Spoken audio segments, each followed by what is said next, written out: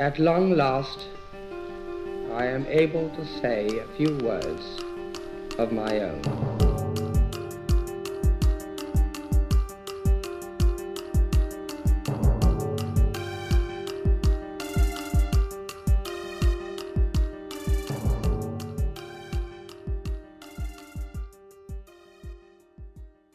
Hey everybody, it's Monty Mott here. I want to welcome you to another episode of the Shareholders podcast on the Mighty Sharp Network. Let me tell you guys, it's been always a blessing to talk to people, talk to entrepreneurs, talk to business people. I've met a lot of amazing people, a lot of great relationships, but it's always something when you can talk to somebody you know, talk to a friend, somebody you came up with back in the day, man, and I'm very excited to have a good friend of mine on today, Mr. Erick Luckett. Bro, thank you for coming on. How you doing today, my man? Oh, I'm blessed, man. Thank you for having me, man. I've been trying to get on your show forever, brother. Forever, man. I never made the cut, man. I guess I'm finally somebody now, man, huh? See, here we go. But, man, of course, you know how you got to do, man.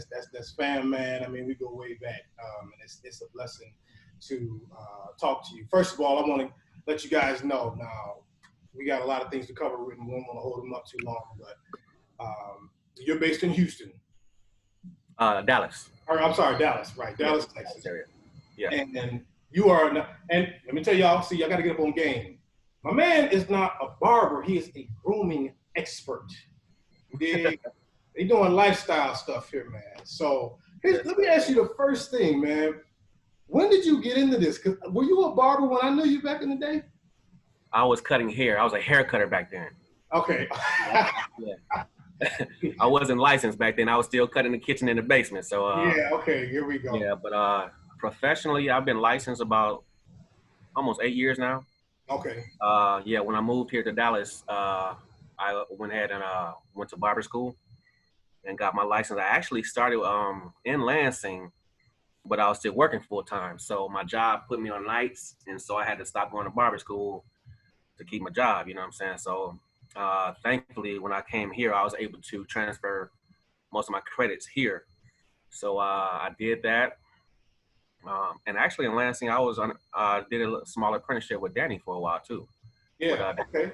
But yeah, man, my wife wanted to move out here, and I told her, because I was working with the state in Michigan. I was there for quite some time, and I told her, if I stop my job here and move to a different state, I'm going to pursue this barbering thing because it's always been my passion.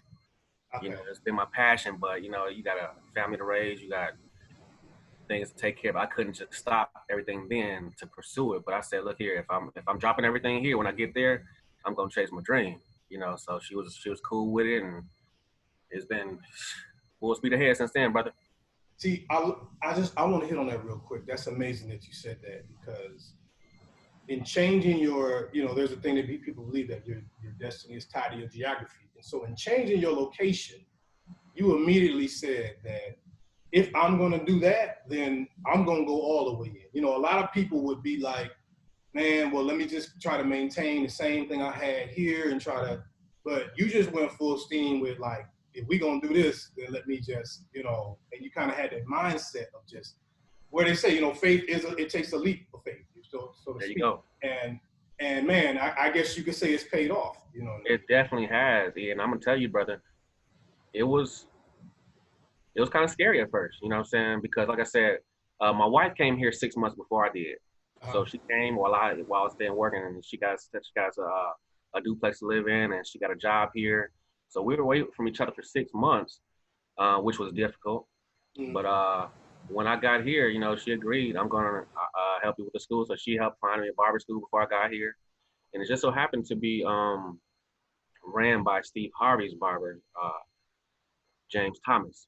Okay. So he's one of my mentors, and you know, we still keep in touch. And he took me to Steve's house to cut hair for his mentoring program. And it's like, man, since I've been here, everything has just been like, it's like it was ordained by God, man. Wow. You know, and like I said, it was scary because it was definitely a leap of faith. Yeah, it really was, man. Because like I said, my wife was working for GM in Lansing.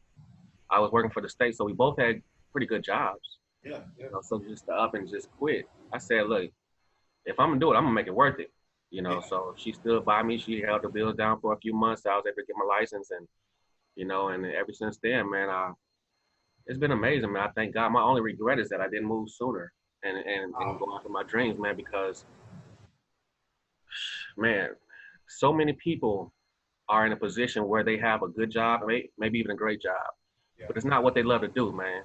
It's not what they love to do, man. So right now, God has allowed me to do what I absolutely love. It may not make me a millionaire, but I come to work every day, brother, and it's like I have a opportunity to build relationships, man, and Yeah. put a smile on people's faces, man. And it's like you said, I don't just cut hair, man. This is the actual experience that I try to give. Mhm. Anybody can cut your hair and get you out in 20 minutes and on to the next one, but to me, it's much more than Yeah. that. You know what I'm saying? So God has blessed me to come in every day and do what I absolutely love, and for that, I'm forever grateful to him, man. That is, man, you said a mouthful right there, and that is awesome. I had some guys, the local guys here in Vegas, a couple of barbers or stylists, if you will, and they said the same thing you said. It's not just about cutting ahead and going. It's like we're building relationships in the community, and we both know. I mean, especially in the African American community, barbershop is huge. It is. It's a huge connector of people and information and what's going on and how you doing. I mean, I ain't seen you. I got friends that I just know from the barbershop. You know what I mean? I just guys I see there. But you also spoke of something that I like to talk with every person that comes on that's an entrepreneur, and you talked about a mentor. And I try to always ask people, has anybody been a mentor in your life? And you just mentioned the gentleman there. Now, how did you meet him and get associated with him? And how important was that meeting for you? Well, when I first started at the school, it's actually in Fort Worth, Texas, and it's called Williams Barber College. That particular college has been there since 1951. Wow. Same building, same sinks, same chairs. It's amazing. Everything is not in the best of shape, but it has so much history there, bro. Uh-huh. I'm talking about people come there who's probably in their 40s and 50s, and they still come Yeah. to the barber school to get there.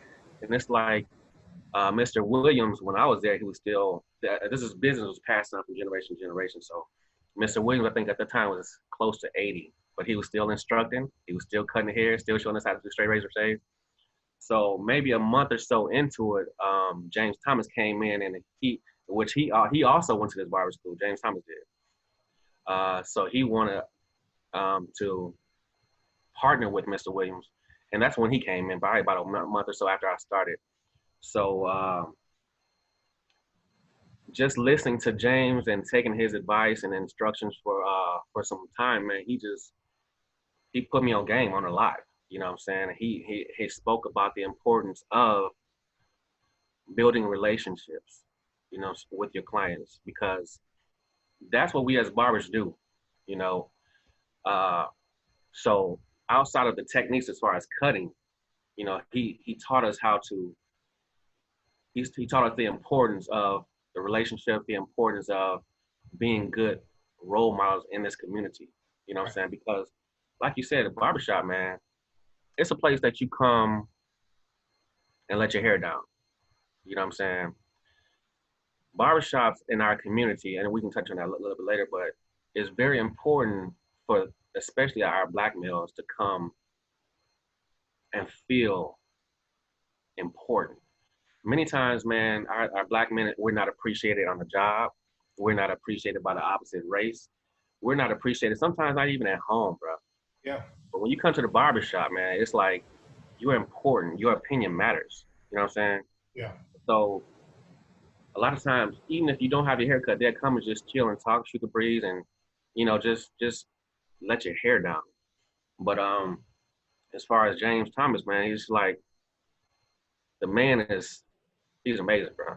He's amazing, man. It's like he took me under his wing, man, and even outside of the shop, we went to dinner a lot of times, and he just gave me advice after advice. He's very down to earth, and he still does Steve, he does Set Entertainer, all when they was on tour for the comedy, he did all of them, you know what I'm saying? Yeah.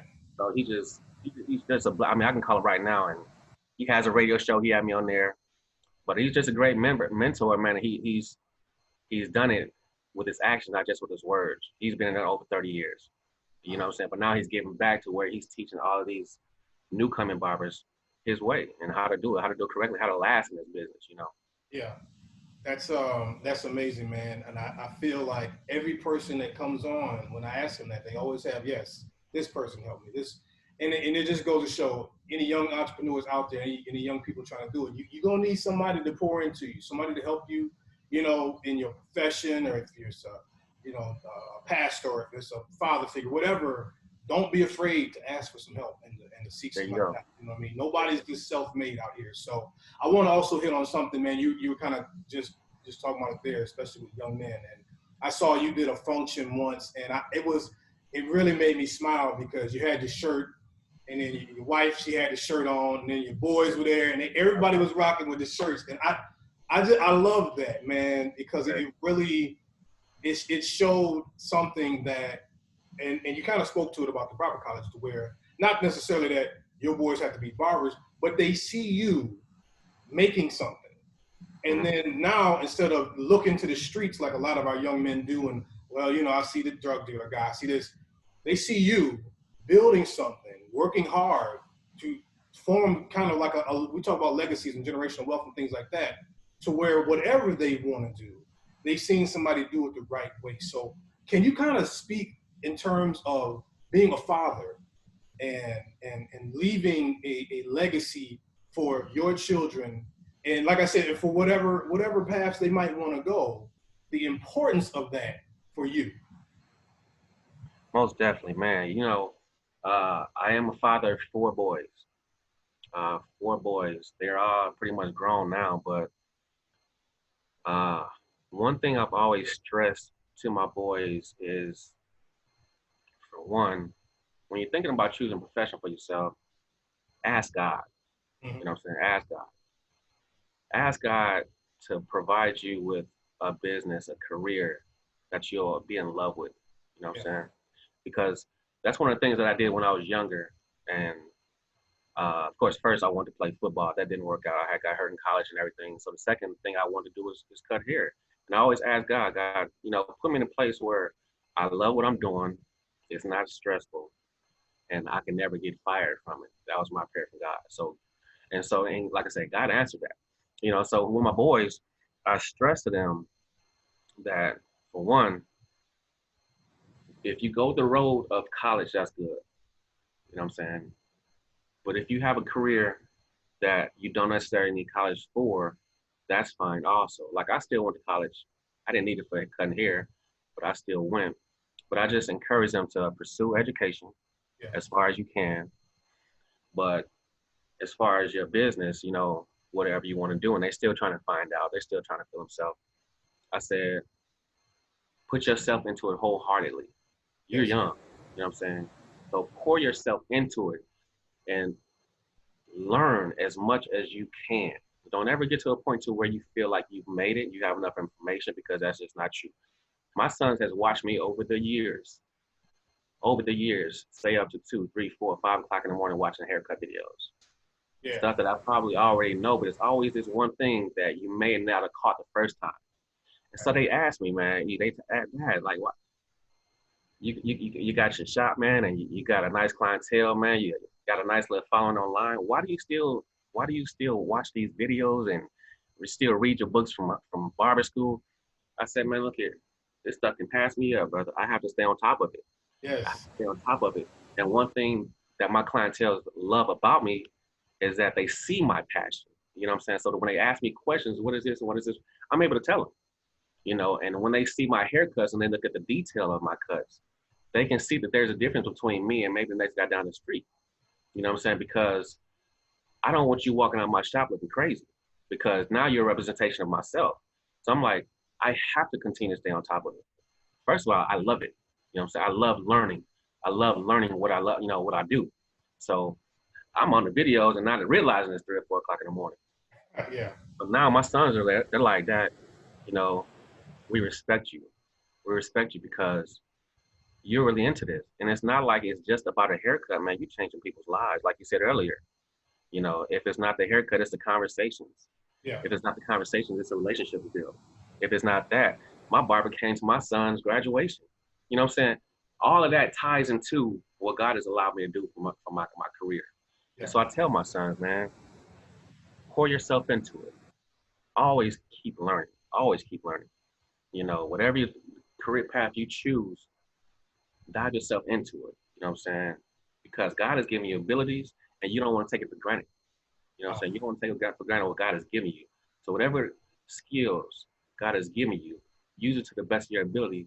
But always keep learning, man. So my sons respect me for that. They come up and hit to the shop, and they see me working, how focused I am. You know what I'm saying? And they just like, Dad, you living your dream. Yeah. And I say, yes, sir, I am. I love it.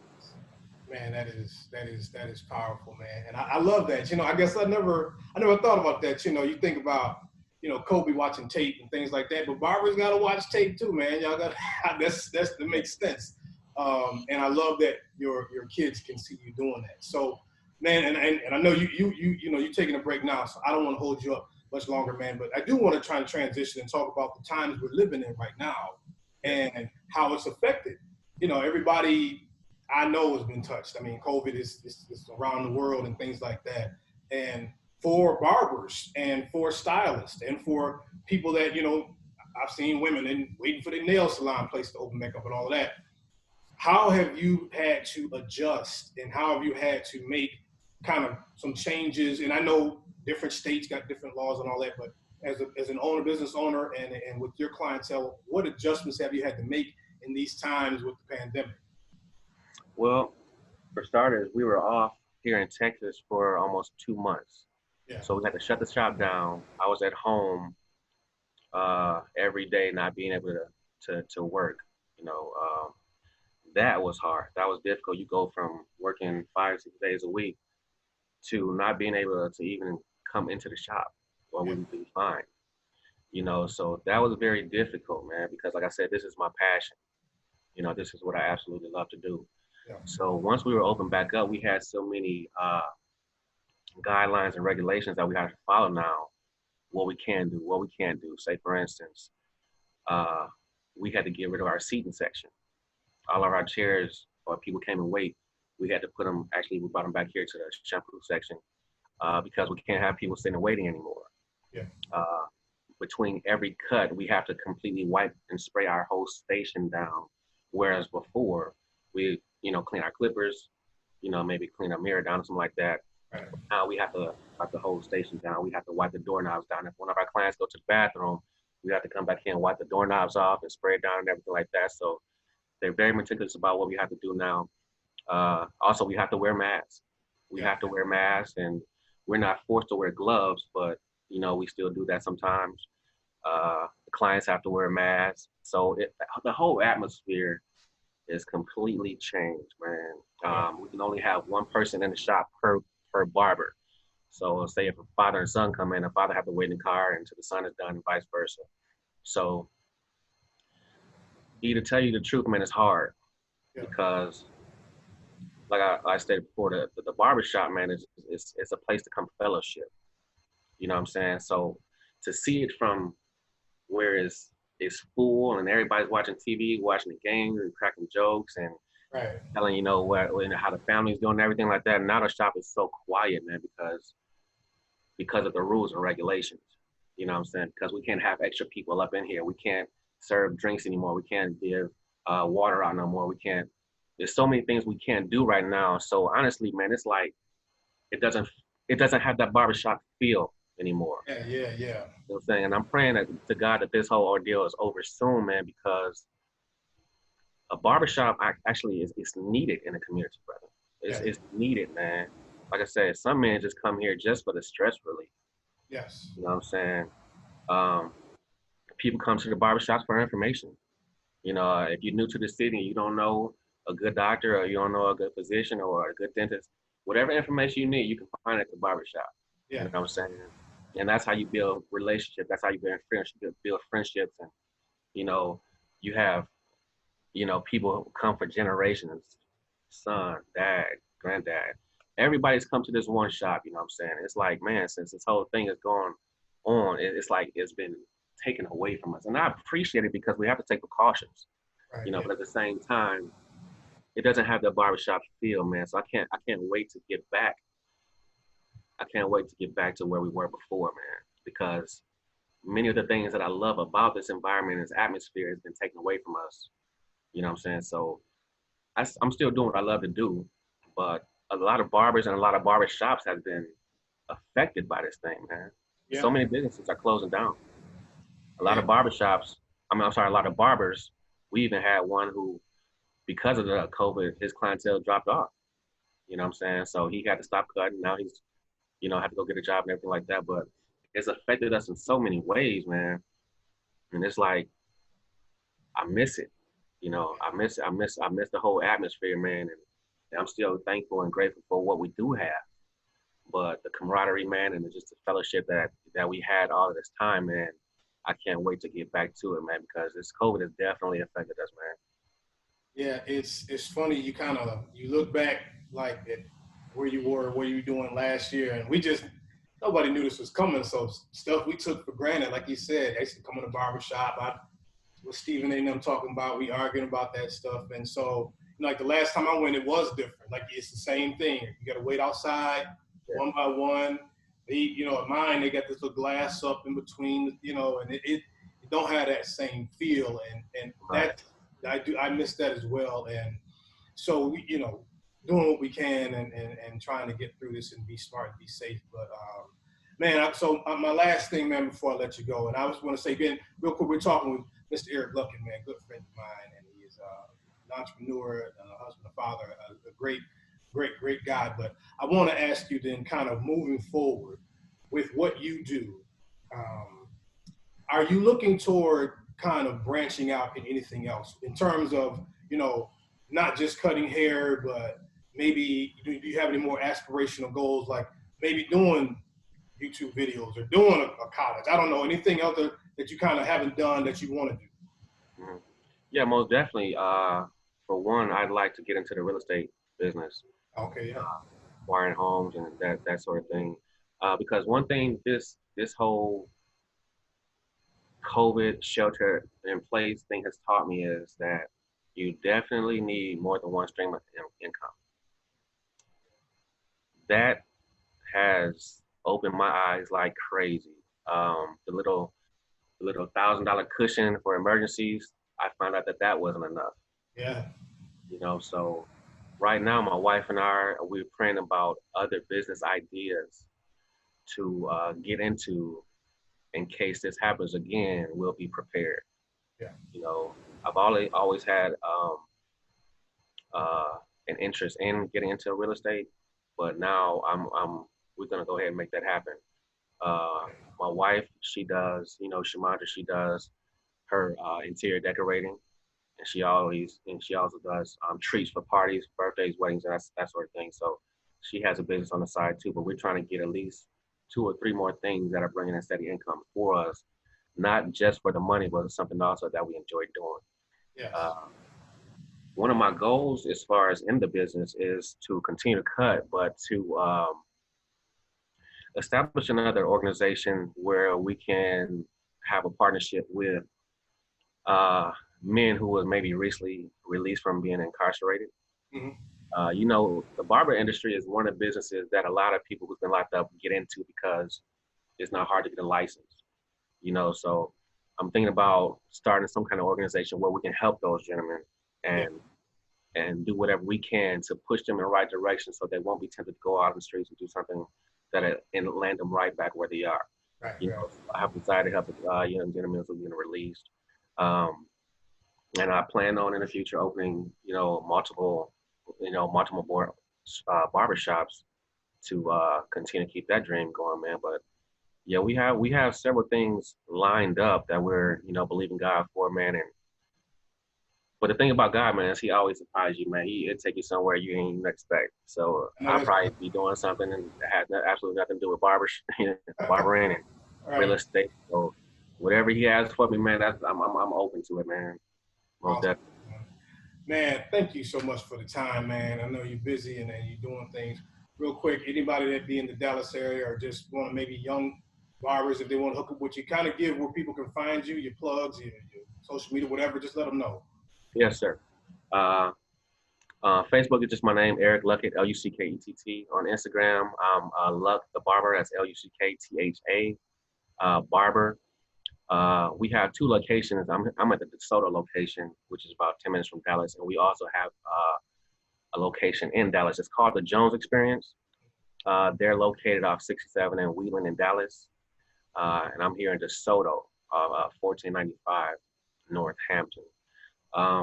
And let me just speak on, we was talking about mentors earlier. Let me just shout out a couple of my guys that I'm with.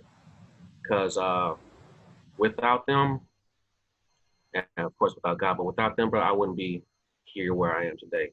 One of them is Jerome Jones, man. I think his Instagram is Jones Experience, and also he has one, it's Jerome Jones.